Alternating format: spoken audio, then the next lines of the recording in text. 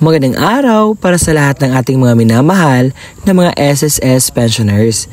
Ngayong araw po ay may babasahin tayong article patungkol po sa update na dapat gawin ng ating mga senior citizens ngayong February 28, 2025. Para naman po meron kayong dagdag kalaman kung ano yung nangyari at dapat gawin ninyo na mangyari bilang isang pensioner ni SSS.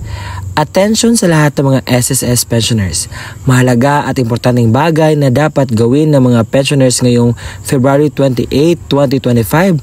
Ating alamin ang buong detalye nito. Kung gusto mong malaman ang buong katotohanan, tapusin mo ang video na ito hanggang sa dulo nang sa gayon makuha mo ang punto ng video kong ito.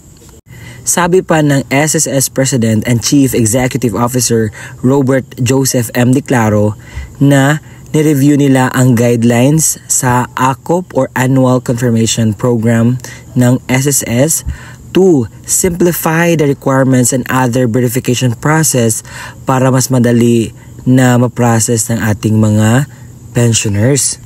Declaro has ordered the review to address the sentiments of Philippine-based retirement pensioners who are 80 years old above para ma-ensure ang patuloy na pagtanggap ng kanilang pensyong tinatanggap.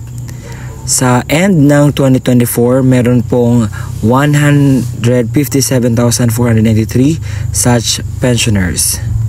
Dagdag pa dito sa sinabi ni Declaro, our review of the current guidelines include the analysis sa age at sa geographical distribution ng pensioners, authorizing additional means for ACOP compliance and using available SSS resources to facilitate compliance such as by conducting home visits to pensioners through our branch or office pensioners. At malapit na ang February 28. Lalo na sa mga mag-birth month po sa buwang ito, kinakailangan po nating magpa-ACOP. Para naman po hindi maputol po yung tinatanggap natin na pensyon sa SSS.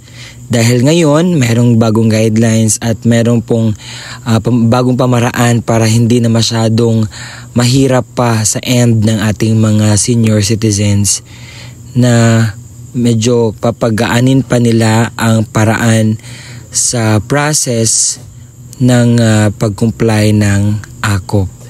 So, kung kayo po ay kinakailangan na mag-ACOP, need na po nating magpa-ACOP dahil ito lang po yung dapat nating gawin para malaman ng SSS ang status or kung ano yung pwede pang malaman sa data ng isang pensioner doon sa SSS account nila sa